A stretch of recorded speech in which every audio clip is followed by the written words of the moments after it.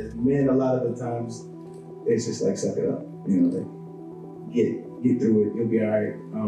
That can be the case sometimes, but a lot of times you need help. I continue to learn more about myself as things go along, and I think the thing for me is to share that, to help, destigmatize this mental health space specifically for men. That's right. Couldn't have said it better myself. Thank you so much for joining us on KHOU 11+. I'm Trayson Bragg, and today we're talking about something very, very important. That's mental health, specifically a group that may not be aware of the resources available. And specifically, we're talking about for men. So let's bring in some of the brothers to talk to us today for a little chat. I'm joined by comedians KHOU, Will Robeson, and also Anthony A., as well as Dr. Donnell Cooper from the National Center for Urban Solutions. Thank you all so much for joining us today. Pleasure to be here. All right, this is a very important topic as we talked about it, but let's get straight to it, but keep it a little light to start. When was the last time that someone asked each of you how you're doing and that you were able to answer honestly, which is not an easy thing to do? Well, I guess based upon my crusade of being in this health and wellness world on a daily basis, especially for men of color, that's kind of probably an everyday question for me. And it's probably not something that I can answer honestly every day because I know that I'm wearing a mask all day once I leave my home. And so it just really depends on who I'm talking to at that time, how I may respond at that time. But it is sometimes could be a very troublesome question, just depending on how your day goes. Absolutely. Yeah. Will, same question. Yeah, I do get asked that question a lot. I'm trying to think the last time I actually answer honestly. I think it was with a bill collector. So yeah, I ended up going on about how bad my day was going now.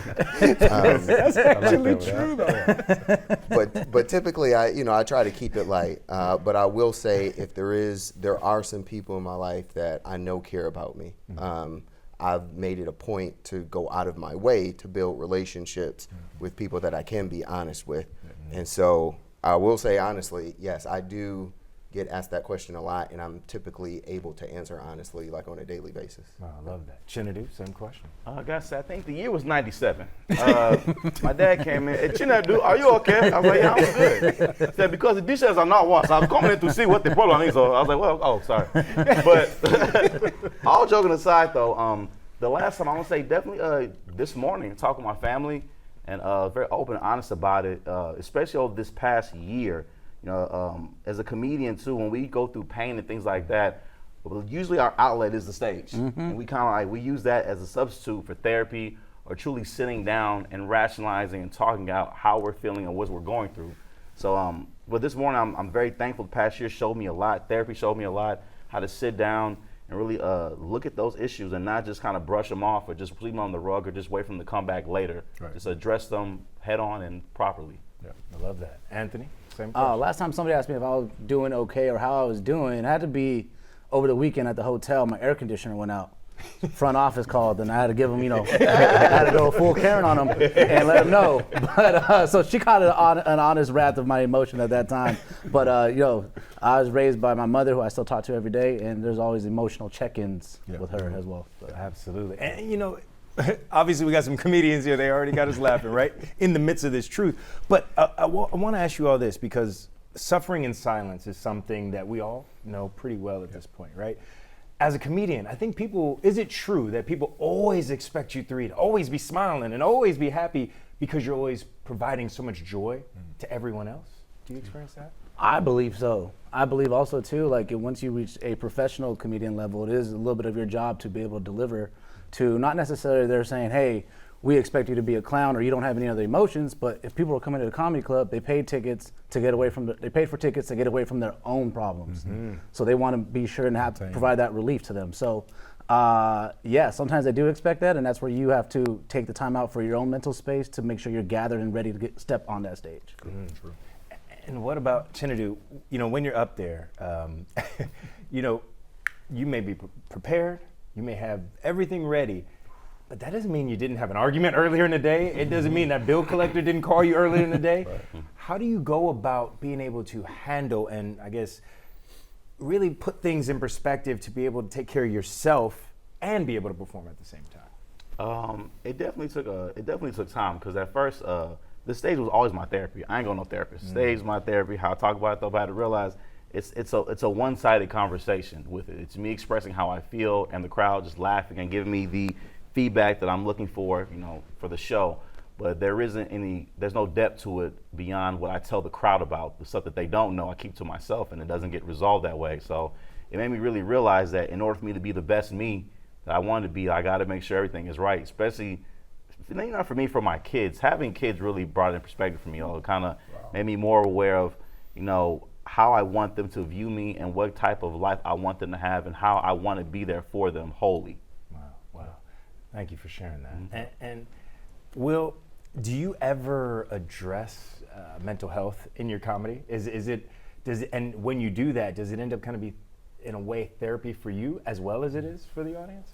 Yeah, and I think it's probably fair to say that most of what I do addresses somewhat of like my mental health, right? It gives me the opportunity to give experiences that maybe were devastating. So in a lot of my comedy, I'm sharing things that have touched me strongly emotionally, but I'm pointing out the irony in it, right? A lot of times it's about relationships, experiences with women, things like that. And I can share with the audience my perspective or why it was so funny. So it's the material or the content serves as therapy. There's something about getting on stage and just connecting with another group of people. Right. I oftentimes relate comedy really to more almost like being an MC, because if you can get up there and connect with people, doesn't matter almost what you say as long as that connection is there. So yeah, in content and in form, I find it very therapeutic. Oh, I bet. And Doctor, we've come a long way, right? And especially men of color, right, which we all are. In our communities, it was something we didn't talk about, right? It was like one of those things, if you don't talk about it, the pillars will just stay strong somehow, right? Do you think we've come far enough where people actually know what mental health is? The average man, do they know what mental health is, and do they understand how important it is? Or are we still in a space where many men just kind of push it off to the side and try their best to forget about it? Yeah, I think we have definitely gone probably further back, only primarily because so many generations are not having the conversation. So you think about, your father didn't have these conversations, your grandfather didn't probably have these conversations. So no matter what demographic, African American, Hispanic, white, family ordinance you come from, we really are living in a day and time right now where we're following the mental health capacity of what we've seen. And so, if your dad didn't take, medicine, you're probably not going to like to take medicine. So I'm not telling my kids to take medicine, but I'm finding all of the home remedies, that we typically do. But the mental health discussion is somewhat coming, men are kind of finding a safe space in some capacities. Like we talked about, when we open up the show, you see a few athletes, starting to come down. But sometimes it takes a man to get down to is zero core before they finally feel vulnerable enough to want to speak. And so in my world, I try to do a lot of peer-to-peer exercises on my crusade of helping men address those things before it gets too late. Because again, as you get older, those things that we once upon a time may have felt comfortable to say they would be a secret, I take to my grave, as a slogan paper would say, those things over a period of time to start to have a very dramatic tear down capacity internally, which now affects your emotional, depression, all of those mental capacities of what a man with crisis will go through. And so we're not having those dialogue conversations out loud with other men and finding a safe space, someone we can share that with without being judged. Then we will continue to allow it to be a closed, capacity thinking. And so, it probably is getting there in some capacities, but it takes more dialogue like we're having now to be able to allow men to say, hey, you can do this in a free space without being judged. Finding a safe space is most important. Because you think about it, so many men have been to incarceration, they've gone through drugs, they've been through a dramatic capacity within a family ordinance that now has affected them to not want to be heard or not want to share those opportunities what they've experienced. And so we have to have more of these open concepts of allowing men to speak freely. Absolutely. You touched on something. You mentioned almost self-medicating in a sense, right? I think we maybe all know someone who does that. Can you speak a bit to the dangers of continuing to ignore that feeling and self-medicating, whether it be alcohol, whether it be anger, whether it be, lashing out in whatever ways that may be, the danger is not only to yourself, to your family, but also those around us. Right. Well, we see it every day. You just turn on the news. Most of the time when you see death, you see crisis happening. Typically after this investigation and all has been done, it says, "Oh, he was suffering from mental illness." To some capacity. You don't know it right in the real zone time, but after something dramatic has happened and the investigation is done, now that opportunity comes to realization. So we do something, we're actually doing it tonight in the city of Houston, called Real Man, Real Talk. It allows men of culture to come together, and we have these real style conversations that allow men to take a deeper dive into their history, to recognize an alignment that I realize now by doing this peer-to-peer exercise, why I have attitude, why I address my peers, why I don't like to take pictures, why I don't like being in large crowds. And now through these peer-to-peer exercises, they're able to put something in alignment through a dramatic opportunity they've experienced through life to say, now I realize who I am, because I'm really wearing a mask every day. So you think about when you woke up this morning, we wake up when you get out your bed, you are your first and last name. Once you walk into the kitchen, your husband. Then you go to your kids' room, I'm daddy. Then when you leave out your house, I'm Mr. Cooper. I get to work, I'm Dr. Cooper. But not until I lay back down in my home, in my bed, I'm Donald Cooper. So as a man, no matter what culture or what color, we're wearing a mask all day. And so in this real man, real talk capacity, we're teaching men, and we ask the question, when you remove the mask, remove the cape that you wear every day, who am I? So all that's a mental process that you don't even think about on a day-to-day basis, because we're wearing a mask every day. So no matter what age you are, 40, 50, 60, 10, 12, when you ask that man that question, they say, wow, who am I? I was having a conversation the other day with Matt Hatter. I grew up with him. I say, but can you put 10 people in the room that even know your real name? Wow. It's always Matt Hatter. So I said, so why did you get back into radio? And he says, well, I got a 2-year-old son now. And, I realized that all the years I was on the radio, I wasn't really big on video and capturing pictures. And I wanted my son to know the legacy that I've laid. So I got back in the radio for my son. Wow. And so I say, well, what if your son asks you, Dad, who am I? He said, well, why would I want to share that, that legacy with him? I say, well, think about it. It's your son that's asking that question now. So can you remove the mask of Matt Hatter and tell him what you haven't shared with anybody before? Wow. He said, wow, I never thought about that. Because I'm always thinking about why would I share something with someone that's not going to benefit me? Well, that's the selfish side of it. But when you release that, now the mental health side capacity starts to regenerate it. Because now releasing something that internally is decomposing the body. Wow. Decomposing the body. Yeah. I like that. Will, to the point of being able to have that peer-to-peer honesty, that peer-to-peer truth, how do you handle that? What is your group, and is it a group of comedians? Because I would imagine, right, being a comedian, I would imagine is a shared space because it's a difficult, high-pressure job, right? Is that something that comedians really bond over backstage almost? Are you able to share each other's truths or not so much? No, they play too much. I can't, I can't deal with it. I was like, oh my God. Not happening. I was like, the news, y'all's green room, KHOU's green room, very different. Way different, man. Yeah, I'm not trying to get roasted on that. They'll bring up something from 5 years ago. I'm not trying to. No, so what I've actually had to do is I've had to pursue meaningful relationships, specifically with other men.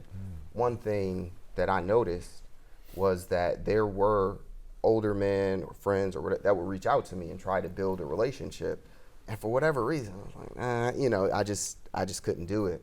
But a couple of years ago, once I got deeper into like the mental health space, working with the Foundation for Suicide Prevention, and hearing a lot of experiences, I realized that it is a struggle for most men to have close relationships. So my friend group these days is so amazingly diverse. It's a group of men that you would never expect. So my closest friend is up there in Brooklyn. I talk to him every day, watch your back, somebody trying to rob you, whatever. And then I have another close friend. I consider this man a brother. He's a 70-year-old Jewish guy that lives out in Magnolia, right? And then I have a friend that's a 65-year-old white guy in town. I have a friend of mine that's from Egypt. I have a friend from Mexico, right? And so I've had to go out of my way to pursue deep, meaningful relationships with other men that I could be honest with, because it's, you know, the communities that we used to have growing up, right? The whether they were like religious or just literally like growing up in the same place, those things don't exist. So I've been able to deal with it by purposefully going out, connecting with men, and building the relationship. And when it comes, Chinadu, to those relationships, do you feel pressure? We talked about the pressure of being on when you're on stage. Do you feel the pressure of being on even when you're not on stage with your friend groups? Or are you able to be yourself? Or do you think people expect that smile from you 24/7, even when you're not on stage, even when you're not getting paid to make people laugh? Is that something that people expect from you? I think definitely a combination of all. In terms of my close friends and family, they definitely, I can definitely be myself. Cause they know me as the nickname I won't say on TV because I'm embarrassed. They know me as that. They don't call me Chinadu. They call me my nickname. so they know me as that though. So it's always great and comforting though, because they keep you humble. They keep you level.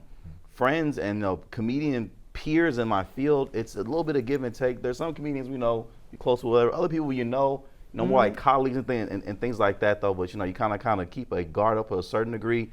And I know with my fans and things like that, I do feel that pressure to always smile and be the comedian all the time, just because I know for them, and it's kind of a double-edged sword for me in my mind. When I was 5 years old, I remember praying to do this when I was 5. I remember my parents getting divorced. It was one of the hardest times as a kid, and joking and laughter what gave me comfort though. So I felt like I was called to do this. So I feel like this is a part of me. First time I had to stand up, I was 16. First time I had to stand up, and I'm in the field to be blessed to do it. So I felt a long time that like it was my duty, my obligation to always be on, no matter what. I remember one of the realest moments was last year. Last year was my hard point because I lost my brother and my dad. Lost my brother in March, and I lost my dad in June. But in March, I also had the birth of my son too. So it was so much going on. Wow. And I remember the day my dad died. This is true. I remember comedians. I wanted to do open mic. Yep. I didn't even want to go home. I went to. Wanted to go to Axelrad. Somebody got Jeff Joe, Punchline Sundays is where I would go to because my dad, he died June 30th. So I remember getting gas. I left his house. He passed his house. I waited for the Undertaker to come, take him away and things like that. I got gas. I ran to a fan. And the fan was just so, oh my God, it's, again, I ain't bragging, you know what I'm saying? But I'm kind of out here. I ain't trying to brag. I'm kind of out here a little bit. A smidgen. I'm kind of out here a little bit, so, but they were so excited. They were, oh my God, it's really you. I love all your videos, this. And then I took a picture, of course, my dad just died like 45 minutes ago, hour or two ago, whatever. So I'm sitting there, but I'm in the mode. And I'm like, hey, what's going on? Such. I'm going to take a picture. And I remember he tagged me in the picture, and I looked at the picture. I saw me smiling. I was completely gone on the inside. I saw it when he tagged me in it. And their caption was one of the best days ever. Wow. But they don't even know, like, for me. So I was that fan. Yeah. but to answer the question, I'll say it was definitely a give and take though. And with my fans, I still struggle with that at times, just because I feel like when I'm out and about, for some of them, they may not see me a lot. So they may see me one time in a long time, and it makes their day. So it is a bit of a toss-up. I struggle with still to this day a little bit though, but it's gotten a lot better though. I'm able to separate it and kind of keep that balance for myself a lot more. Wow. Well, thank you for sharing, and sorry for your loss. Oh man, thank you. Anthony, I got to ask you, man, growing up, we're all men, right? Mm-hmm. And growing up, there's this unwritten rule of what it means to be a man. And that can be slightly different for each culture, what part of the country you're in. But was emotional honesty ever a part of that unwritten law for you? For the majority of the people where I'm from and the men where I'm from, no, that was not there. But in this conversation, and this is why I'm loving this, I realized that I was on the opposite end of this, because I was raised by two strongly, fierce, emotionally intelligent women, my mother and my grandmother. So from a young age, I was taught it's always better to express your emotions through communication, and if you need to cry, it's okay to cry. That's stronger than resorting to violence. So within that, I came up on the opposite end to where my homies around from where I'm from would treat me as a little too sensitive. So I was kind of fighting that side of it instead. And so it was, but I was from the other side of it, where I got kind of the reverse treatment, where people were like, well, you're kind of a sissy. because you're telling us how you feel, or you're talking about your emotions now. And I was a crier when I was a kid. And my friends watching this now are going, yeah, he was. He cried about everything. So, so I had a little bit of a different experience because of my upbringing, but I was privy to what was going on, and that was the stigma that a lot of my community men grew up with. Yeah, that pressure can be so real. So thank you again for sharing that. And Will, you volunteer with the American Suicide Prevention Foundation. That's correct. What led you there, and how does it connect with you as a comic? So a few years ago, I had a cousin of mine that went through with suicide, right? And one thing I noticed was with the conversations I was having with my family, with friends, it was just off, right? The level of information they had about him, even his siblings, what they knew about him. He and I had actually talked about his suicidal feelings, and one thing that I recall is we were 35-year-old men whispering in the phone. We were like, I took a walk. I'm like, nobody can hear us having this conversation. And he told me, he's like, thank goodness I can talk about this with you, because nobody wants to hear this, right? And so that led me to actually a support group, which led me to this really cool event. It's a fashion swimwear event that's put on every year. It's actually June 21st this year. It's put on every year to raise money for suicide prevention. And that's how I got connected with the organization. One thing that I noticed immediately with the organization was how much of a need there is for help. And then secondarily, even in this space where suicide affects men exponentially compared to the way it affects women, 4 times as much. Wow. Men complete suicide versus women. There are almost no men volunteering in this space. Yeah. Wow. And so when I work with the group or volunteer with a lot of these at a lot of these events, I will be the only man there, right? Wow. And so how it's informed, that's part of the reason why I got involved in stand-up. So these 2 gentlemen are comedians. I do comedy. Okay. There's a difference. Yeah, there's a difference. I gotta beg to get on stage. People are begging them to get on stage. That's the difference, right? That's the difference. He can mention Joe's name. If I mention Joe, he can keep me out of it. But that's why I got involved. What really connected with me was 2 things. First of all, like, our time is limited. When I lost my cousin to suicide, I realized that ultimately what I lost was time. It's not like he was gonna live forever, right? And he was ill on top of that, so he had a shorter timeline. So time is limited. Comedy is something that I've always wanted to explore. And secondarily, the other thing that I noticed is if we don't pursue what's good in life, if we don't chase it, then we constantly get mired in the bad things. We constantly get mired in just trying to survive. And really, it's the pursuit of, comedy is just one facet of the things that I started to chase kind of once I had that, I'll say, come to Jesus moment. But it's really just kind of flipped my life around. Right? And it's that pursuit of fulfillment, pursuit of meaning, pursuit of desire to leave a mark on this world. I just can't tell you in how many ways it's changed my life and who I am. Yeah. Wow. That pursuit is something that I think is so important and something that people don't talk about much. I also lost a friend to suicide during the pandemic. And I remember talking to him several months before. And anyone who's lost someone to suicide, you think, man, I wish they would have said something. How do we, first of all, open up, doctor, about what we're going through, and then also as the friend or family member on the other side, what signs should we be on the lookout for, and how do we, without intimidating or pushing that person away, how do we go about opening up conversations so that people can then remember that pursuit and remember that we're all in this thing together? Well, I'm answering that in a twofold question. One thing that most men don't talk about is I use the slogan all the time. It takes two to tango. So we all as men, we're here because of a mom and a man. Mm-hmm. But how many times do we as men talk about the relationship with that father? Wow. So I ask men, how many times have you told your dad you love him? Did your dad hug you, as a child? So in this mental space about where we are as adults, a lot of times it's created from a child because we didn't have that compassion. Not all, but most men have not had that competitive relationship.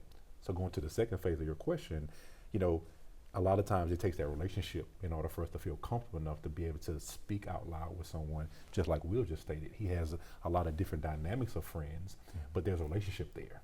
But if you haven't been taught that as a child, then as an adult, that dwindles with you because now I don't have that safe space because I never have known what a true relationship looks like. And so as men of all demographics, we have really suffered across the country in regards to growing up as adults because we've done that a lot on our own. We hear those stories all the time. I was raised by my mom, raised by my grandmother, all the time. But a lot of times, when you see athletes, you see people signing contracts, there's always a mom there. The fathers or the man, not even a father, just the man who produced to the tango, hasn't been there. And so from that childhood capacity, we have never really learned about what does that male bonding capacity look like in a relationship. And so we've done it all by ourselves. Mom just did the best she could, taught you how to tie a tie, took you to the football games. But in that male capacity, where's that relationship? When you fell down on that baseball and you lost that game, dad was there to dust you off and say, son, we're gonna get it next time. That may happen to a few, but that's not everybody. Exactly. But all that time during growing up, we look at it just fun and games. But at the same time, that's a male bond that we as men most have not been taught. And so from a mental capacity, that has had a major effect on most men. And so now we don't know how to go out and build that friendship. Wow. We'll go to a woman before we go to a man. And so to just touch on that second part of your question, one of the most important messages we try to get across as a foundation is removing the stigma behind the conversation. That's right. And so one of the biggest issues that we have is people feel like they can't share it because there's the immediate inference that there's something wrong with them. Right. Yeah. And so if you tell someone who's suicidal that there's something wrong with them, all you're doing is affirming why they think, right, that they should pursue that as a solution, right? And so what's important is to allow that person to speak. You can relate to that person. So the most famous line in English literature is to be or not to be. That is the question. That's a whole speech about suicide. Yeah. It's a whole speech. Yeah. And so if suicide is so unrelatable, why has that resonated for so long? Why does everyone know exactly what I'm talking about when I mention that? The truth is, it is a very relatable thought. Throughout literature, throughout history, throughout when you look at any, any philosophical or psychological literature, it deals with questions around the meaning of life. Right. Okay, so this isn't a new conversation. It's not something that reflects that there's something wrong with you. Actually, right at that moment in time, it's a signal that there's something very right with you. Right. You're asking the right questions, right? And so there's not anything wrong with the thought. We don't want you to go through with the act. But let's go ahead and pursue that thought. Is there something wrong in your life? Is there something that needs to change? Yeah. Is there an opportunity for the person you are to no longer exist, but now you transform into a new person? Maybe that's what needs to happen, right? And so the big thing is once that conversation comes up, if it comes up to us, we make sure that we address it in a way that's supportive and can help that person to grow. Yeah. Wow. And you mentioned the conversation and maybe people not opening up, right? There's this saying that I think a lot of us have heard, man, what happens in this house, especially if whether it's your dad, your mom, your grandma, grandpa, what happens in this house stays in this house. Don't be going around the neighborhood talking about this stays here, you know? I'll ask this to all of you, but I'll start with you, Anthony. How has that shaped or hurt our ability to have honest conversations about our mental health as adults? you know. Yeah, because you're not comfortable to speak. You're not comfortable to express what's going on, and you're just absorbing it. So I was raised with what stays in this house stays in this house, and also too, if you're gonna cry, I'll give you something to cry about. Ooh, yes. And that was one that's kind of was more of a mental loop for me and our peers growing up, because like you brought up, Doctor, when you lose a game and your father's there to say, hey, it's gonna be okay. If you don't have that male figure in your life, you're gonna cry, you'd be upset, but then to be told that this motion is wrong, that kind of sets you up going forward for the rest of your life. And it wasn't until I attended therapy myself that I was able to kind of unlock that, and that was something that stayed with me from like the years of my 8, 9, 10 till I was 33. And so I think it's really impactful. And also, though, too, to be a little bit kinder to our men and what we've been through, minority men in America, you overcome a lot. So at the same time, you don't have the luxury to sit there and be too sad, because you got to get up and go support your family. You got to get up and go against the grain, and you got to get up and go get it. So it's like you need a little bit of that, though, too, to advance. So it's I guess, a double-edged sword a little bit to that. So because I didn't have the luxury of being sad until I had a full-time job with health insurance. Then it's like, okay, I could address this. It's hard to sit there and want to cry, but it's when you have things due and bills due, and I think that's kind of what I feel like me and my homies and black, brown men around the country have kind of been going through. Anybody from I think white, black, brown, poverty, really. Chinadu, same question. I can definitely agree with what he said too. I grew up. My dad's from war-torn Nigeria. I have Nigerian, so I grew up being Igbo boy. All expressions and feelings aren't necessarily there. My dad was a hard man. More so because, and people who had dads from other countries is more so because they had to be. They grew up in situations and conditions to where they weren't allowed to necessarily have a real childhood like that. They had to grow up quick. So in turn, their perspective of what we have here is different. My dad, what he's sad about, you have a house, you have running water, you got this, got that. What I'm saying? When I was a kid, I had to, when I was your itch. And that's my dad. That was a big thing. So that was always a barrier to navigate through. But as I got older, and expressing those things, I felt it wasn't, I learned to do it though, but it was more so with my mom, sisters. Even with my dad, that was always the hardest thing, because my dad is my dad. It's just always the hardest thing to do. But over time, it did get better with expression, things like that. And I felt over time, even he learned how to be more receptive and expressive about certain things, which I was very grateful for. Because a long time, he had a lot of issues that he just kept bottled in. I think he still did to the day he died. But we're able to finally reach a better understanding and expressive relationship where I would tell my dad I love him and things like that, and he would say, he eventually said it back too. It was the first time was awkward. He said, I love you, Pop, and he said, I love me too, and he hung up. I was like, okay, that's not how it's supposed to work, but we got there. Over time we finally got there though. But we'll start with self-love. Yeah, self-love. Yeah, we'll start with that. But definitely growing up, that was a big stigma though. But fortunately, my family and I were able to thankfully break through it. It's so funny. I heard I'll give you something to cry about. I also heard from my dad, you can cry until your eyeballs fall out. I don't care, right? And you hear things like that. And he didn't have a father in his life, right? So as a child, being upset about some of the things, but then as an adult, to your point too, you realize, man, as a man, period, in this society, in this world, but especially as a man of color, like you said, sometimes you don't allow yourself time to breathe and heal, or even how to deal with your child. I speak with my son sometimes through things, and I find myself in this waver. Like I'm almost on a tightrope. I don't know if you all feel this. Where you're like, am I my dad, or am I being too easy? It's both, and so mental health is very similar to physical health, in the sense that you do need the opportunity to rest and to repair and all of that stuff. But at the same time, if you're putting in work, right, you should be able to still grow, right? So you should still be building up that resiliency. So there are times as a parent, the doctor will tell you, when you bring your child home, they're gonna cry all night. Leave them, right? Leave them, because what the doctor told us was you owe your child the ability to go to sleep on their own, right? And so, when it comes to that, we need to build up for ourselves and for our children, quite frankly, the ability to deal with the everyday circumstances of life. Because sometimes you do just need to suck it up, right? But at the same time, we can still take the opportunity to rest, to repair, and to put some work in.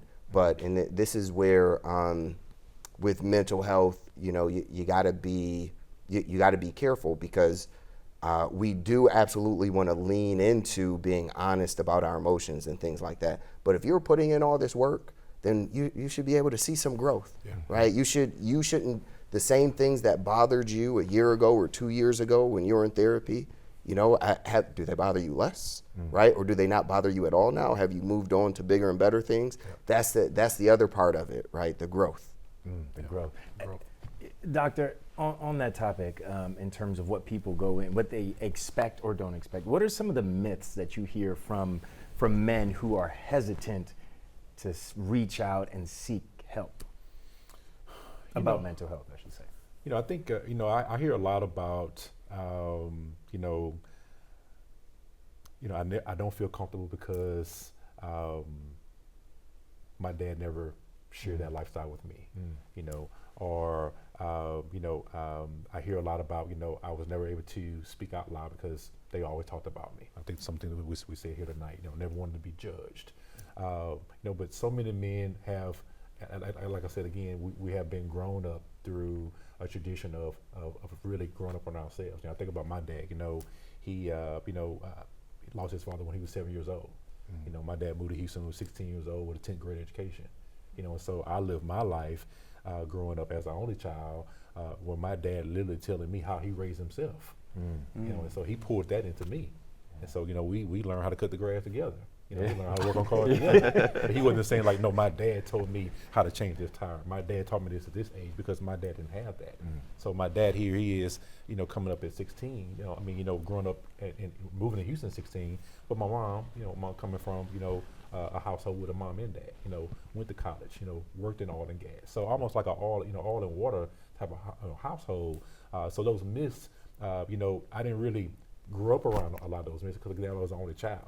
So when I went out to society and all my friends are, with the nice bikes or whatever, I'm saying, Mom, can I ride your bike? Because that wasn't, my mom said, we're not going out and buy with your friends. We ain't keeping up with the Joneses. And we're gonna live within our means. So a lot of those myths, but I rode that bike like it was like the BMX, there was, with the basket on the front and everything, but it was me more fitting in, because again, I was that mama's boy, because again, my dad was on the hustle. He was out working every day. Came up with a household, he was always there. But when it came down to the disciplinarian, it was my mom. But to this day, at 49 years old, my dad never touched me a day in his life. My dad would give me that look, and I'm like, hey, I knew if I did something at home, hey, at school, mama gonna take care of it. But by the time dad got home, I would sleep. Wow. But those myths, I think in today's society, a lot of men don't have that tangible opportunity to even imagine what those myths were, because that wasn't just something that we didn't grow up in. Now our kids, may can say that. But the men that I engage on a day-to-day basis, we haven't had those stories, and I think sometimes that's the betrayal of what we have when we talk about this suicidal, life's crusade that we're dealing with right now. We're looking at an all-time high right now. Just right here in Harris County, of where our suicidal numbers are. I was in a discussion today with Harris County with CEOs in oil and gas, and they were just saying how high volume suicide is right now in the oil and gas sector, based upon today's economy. Wow. And so that's a culture that that lifestyle is used to making money and traveling and doing things. But now I have to every day go check on my 401k. Is it there? Is it going to change? Am I going to have access to it?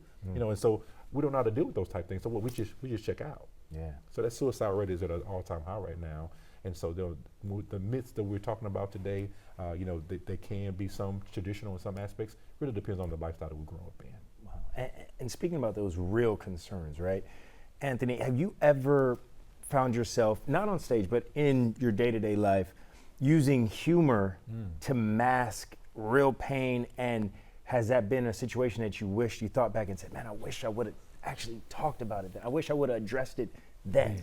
I operate with humor 24/7. So it's like, I came up from poverty into lower end middle class, so everything was on a budget, and a lot of times all you had was optimism and humor to get through anything in life. And so, yes, I've used that a lot. And the second part of the question?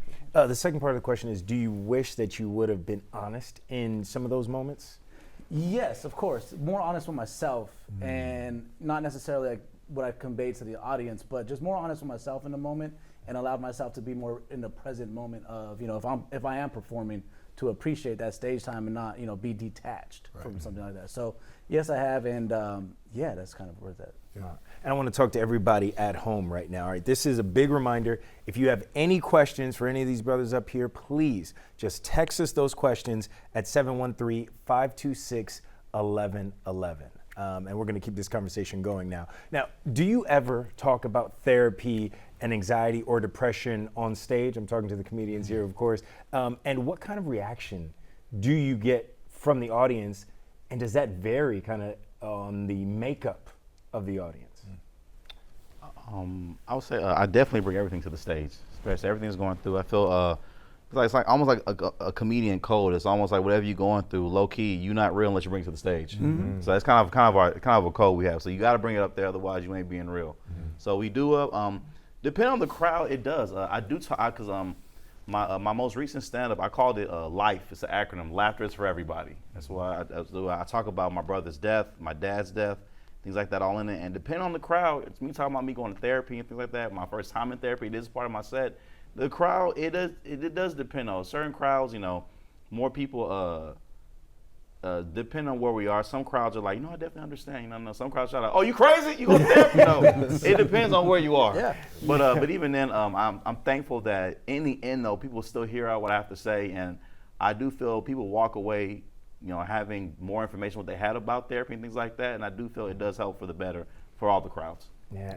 Do you also find it difficult sometimes, Will, when I've spoken to some older relatives, mom, dad, uncles, and you mention therapy, and they're like, like you said, something wrong with you? Or can you believe I know somebody that's been in therapy for 10 years? And it's like, well, how do you break through to some of those older relatives, which are suffering? And they might not even know they're suffering because they think, hey, this is what life is about. Like you say, you keep going, or this is what relationships are about, even if they're toxic.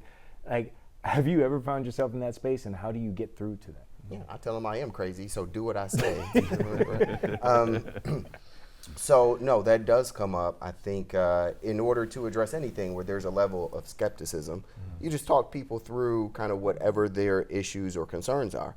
So some of their issues or concerns are actually very real, right? So that's where we got to be, balanced too, because therapy is not an end-all be-all, right? It's part of the puzzle, right? And then for them, they may be a little bit more. Listen, some of those older generations, they went through it. You're not going to tell somebody that grew up with no civil rights that, something has crippled you or, mentally or something like that. Get out of here, right? And so, you just honestly address, their concerns. Speak about the value that has brought you, right? So I share the value that has brought me, the opportunity to, because what it really helps me do is unpack how I'm feeling about a specific situation and then kind of go address what's out there, right? Share it, and then, they walk away with maybe just a seed planted, maybe they can take advantage of it. But again, even finding a therapist is it's a process, right? So they may have had a bad experience with it. It may not necessarily be for everyone at every time. That's right? So just, acknowledge that. Those are just some of the truths about it. Speak about how it's worked for you, and, let the dice fall where they may. Yeah. And speaking about therapy, doctor, when you hear men say, hey man, real men don't do therapy, what do you say to them? What is your response to them? And the second part to this question, because I love two-part questions, is a lot of folks may be getting some form of therapy without even knowing it, and by that I mean the barbershop, right, or the gym. They may have this group that they don't even realize. They think they're just going to talk about the sports and LeBron and this and that, but you actually sharing, yeah, right? Yeah. What do you say to those? I'm a big fan of always like to invite men out to our real man real yoga. So not our real man real talk, our real man real yoga. Mm-hmm. Yeah, and so when men get there, we address three things that men don't do every day. We don't know how to breathe. We wake up every day, we're on the grind. We go. So true. We don't breathe. We don't take care of our bodies, the abuse and the wear and tear that we do every day on our body, and then take some time to journal. Who am I? People ask you all the time, who are you? What's your name? Yeah. But how many times do you take the time to write that down? So in Real Men Real, we spend the first 15 minutes just learning how to breathe, just taking an opportunity to get into a position of peace, and poise and learn how to breathe. Then we introduce men to yoga, teaching them, the vulnerability of your body. We see it every day. We put clothes on every day, but do you really know the durability of your body? And then we close it out with an opportunity to journal in a quiet space. And we ask men, when you remove the mask, remove the cape every day, who am I? We want you to jot that down. So, am I a father? Am I a mentor? Write things that we talk about verbally all the time, but writing it down and learn how to journal. As girls all the time, they always had diaries. But growing up as a man, talking about you had a diary or a book, you're like, man, you okay? You both ways or whatever. Yeah. But but journaling, the narrative of the vocabulary that we use now, journal.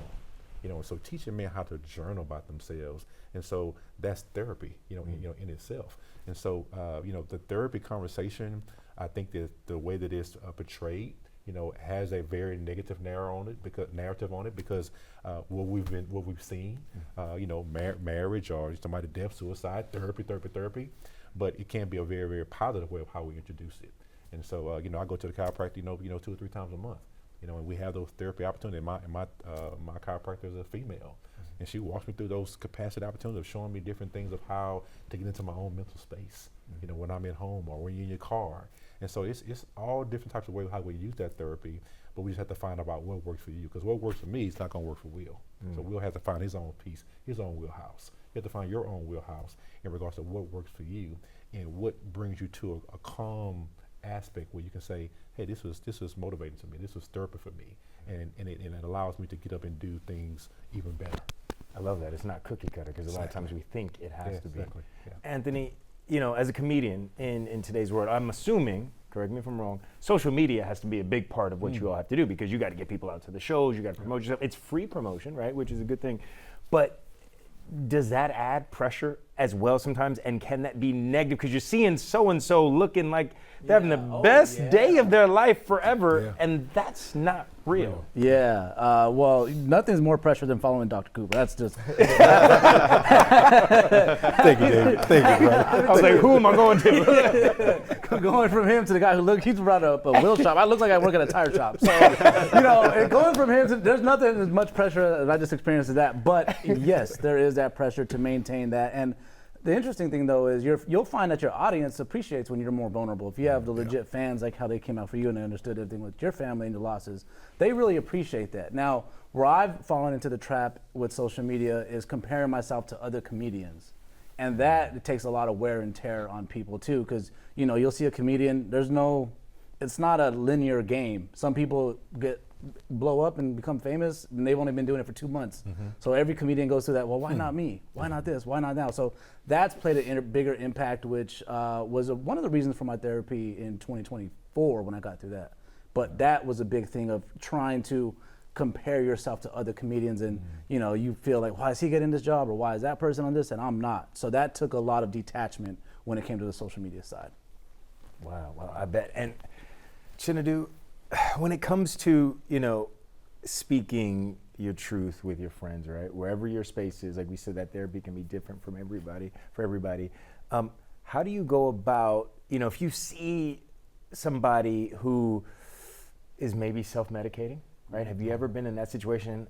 Again, I would assume we all have friends that have done that. How do you go about addressing that lightly? Because sometimes you can go to a friend a million times, but if they don't want to hear it and they're not ready to, you could even push them away. So how do you go about maybe using comedy and humor to be able to connect with people in pain?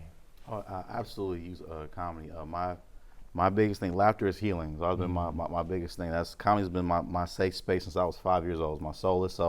And I do use comedy to address things so like that. I know family-friendly show, guys. So I do have friends that say we'll call their advice. We'll call Mary Juan. That's their name. The name that they like, Mary Juan. That's what they like to hang out with. We'll call it that. You're right, between lines. So they were in there. They're trying to enjoy some Mary Juan. And I said, hey, man, hey, you don't need Mary. Like then you kind of bring it in.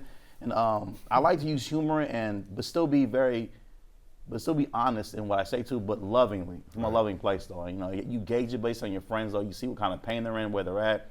Sometimes they do need that stern love from a friend so you know that you really care about them, that you'll go deep. Because you have some friends, they need the friends that need to know that you'll go deep for them. Like you'll go out there, you'll run the arbor, you'll call the play, you'll do all that. You'll even throw the ball and catch the end zone for them. They need to know that you'll ride with them like that. Certain friends, they need to, they have embarrassment, they feel a certain way, so you have to gauge it lightly.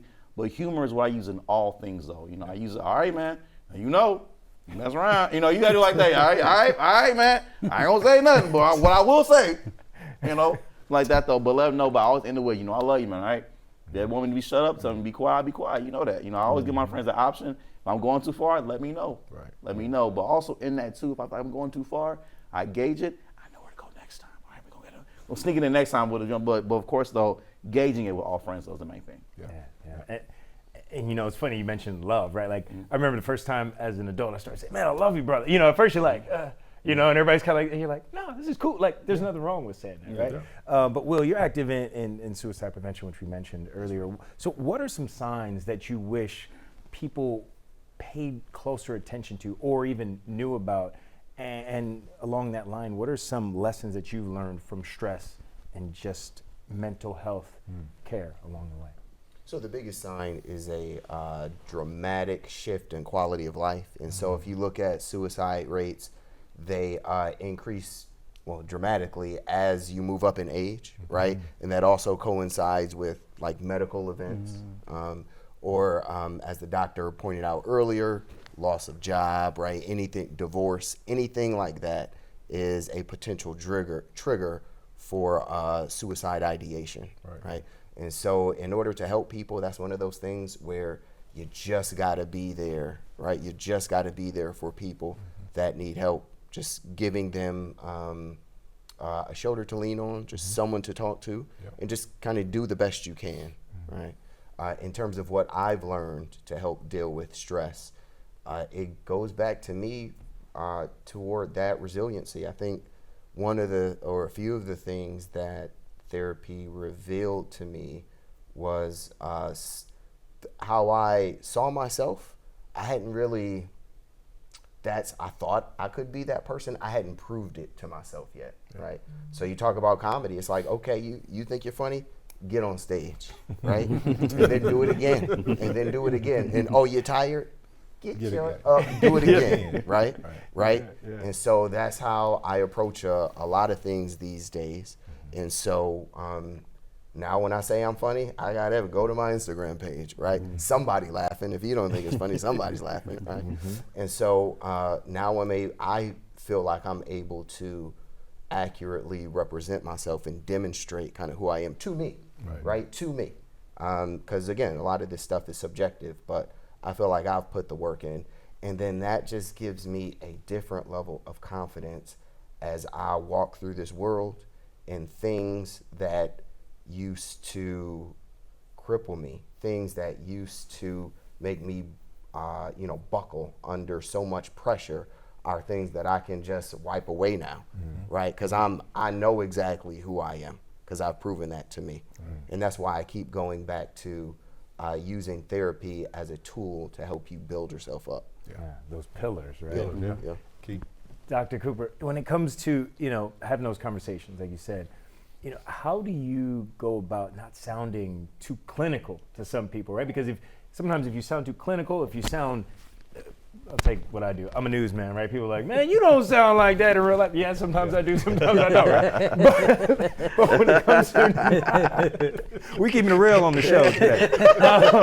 When it comes to, not intimidating people, how do you do that? How do you talk about it in a casual way when it's such an important topic?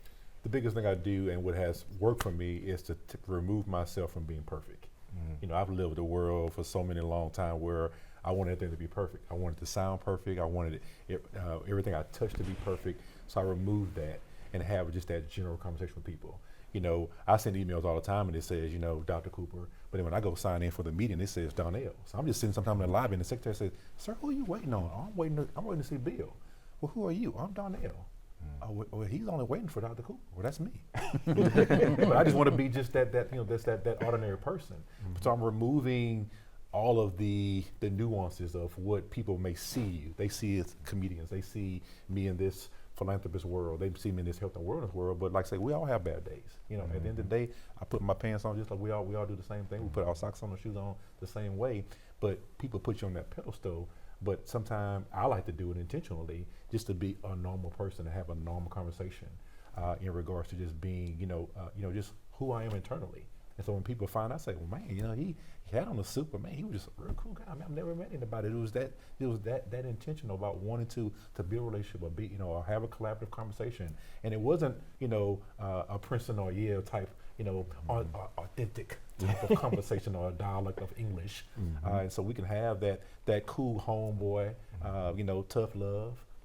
And then having that opportunity where I might say, well, hey, sounds like you're having a bad day, and how can I maybe say, what are you doing this weekend? Let's get together, let's collaborate. Not about, what type of medicine you're on or what drug have you taken lately. It's about maybe finding another alternative motive that would maybe a therapeutic motive. Yeah, hey, you ever play golf? No, I ain't never play golf. Oh man, you gotta try that, man. It's therapeutic.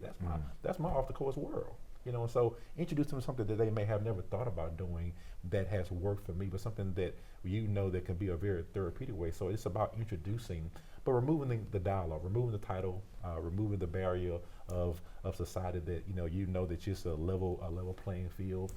I used to be always shirt and tie, but now this is my uniform every day. With my agency shirt on, with my coat, and this me.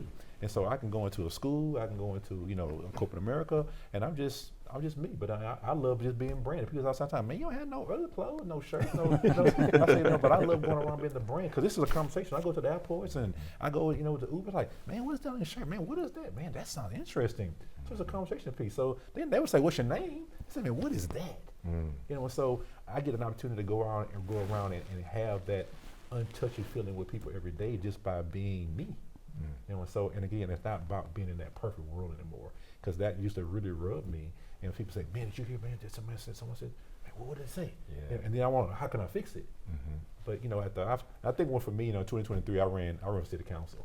And people all say, man, how in the world can you run for city council? Well, first of all, you got to be comfortable with yourself. And be comfortable to say that I don't have anything hidden in my closet.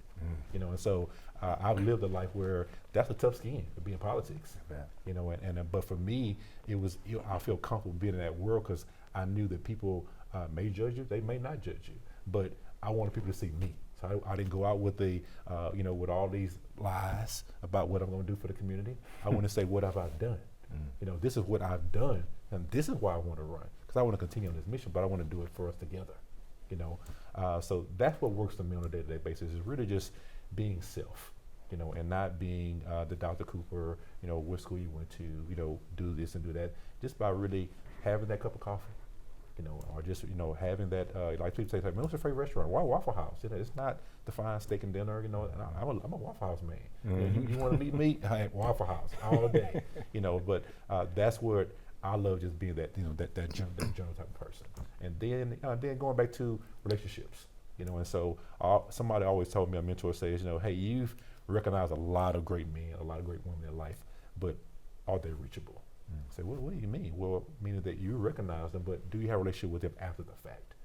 And so I've always learned the methodology about connecting the dots and how important that is about building relationships, because now people are getting to see who I am, and I want to know a little bit more about who they are, not about what you've done in life on that pedestal, but I just want to get to know you as a person, because there may be a world out there that we've connected with, we might be even related, that we don't even know, because now we've removed all of the nuances of who people think we are.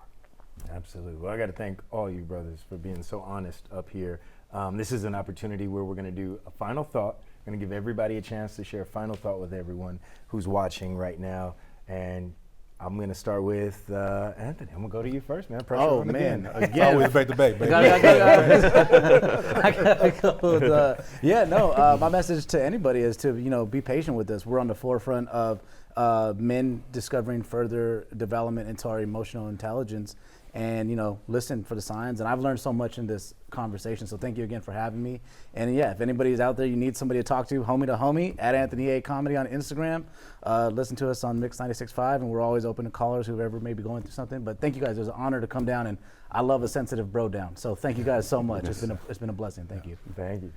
Same question. I'm gonna sit like y'all sit. You see that the coupe. I'm gonna sit like this. You sit like this.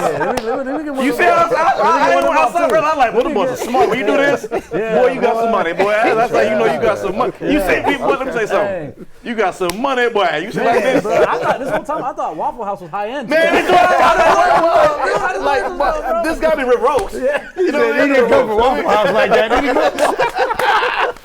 I'm telling you, man. I want to hang out with him one day so I can finally say I'm hanging with Mr. Cooper because I love that show. I love that show. But all joking aside, I just want to say that your mental health is important. Your feelings are important and they matter. You matter. All right. No matter what phase of life you're in, you're here for a reason. All right. It wasn't just to exist for somebody else's benefit. You matter. All right. And long story short, no matter what you go through, be sure to praise God and laugh daily. That's my advice. All right. Need more love from your boy Chin? You can follow me daily. I post daily videos at chinduagu.com. And if you need anything from anything else, man, it's a great resource here. This amazing panel, these brothers here is amazing to talk about these feelings, emotions, things that I felt 5-10-year-old me would not have talked about. Man, my dad would kill. What? Yeah, exactly. You said you cry. Don't you cry? What? Like we runaways. I'm like, don't you cry? But this is a great time to express feelings and let everyone know once again. You and your feelings and your mental health, they matter. There we go. Will? This message is for Pretty Tony. I know you got my money. Get you out of my pocket.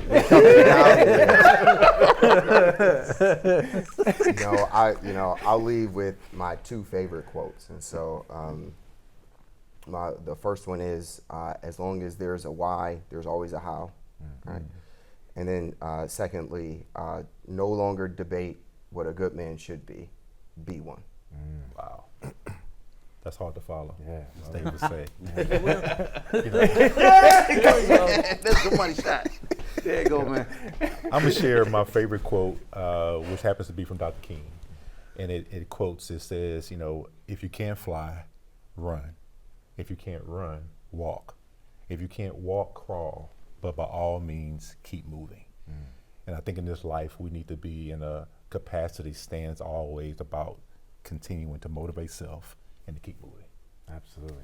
I'm going to share one too. Usually I don't, but I got to share one. It's a lot of times, like you said, on Anthony, on Instagram and social media, sometimes we can see people, or on TV, and think everybody has it figured out. But a lot of us are going through the same things that you all are going through. One thing that touched me when I was in college, I remember hearing someone say, like, to your point, just keep going, never give up, because you could just be 5 minutes or 5 seconds away from that miracle that you've been waiting on. Like, it could be right there. So just keep going, ask for help, whatever you need, just to your point, just keep moving. Just keep moving. And I want to thank all of our panelists for joining us for this very important and impactful chat today. And I want to thank you all for joining us on this chat and being with us as well on this journey. And we've got a lot of original content ready for you, including more discussions like the one we just had. So be sure to watch those for free right here on KHOU 11+. And I'm gonna cross my legs one more time. We all do it. That's the money. That's the money shot, man. Intelligent men sit like this.